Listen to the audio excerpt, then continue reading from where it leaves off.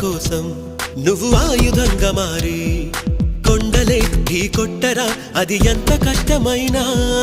ఆశయాల పీఠం నువ్వు అందుకున్న నాడు నిండుగా మురిసేనురా మీ అమ్మ ఎక్కడున్నా చేయూతే ఇస్తుంటే ఓ స్నేహ బంధం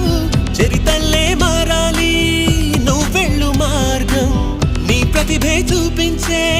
ఆ రోజు కోసం ప్రతి అణువు కావాలి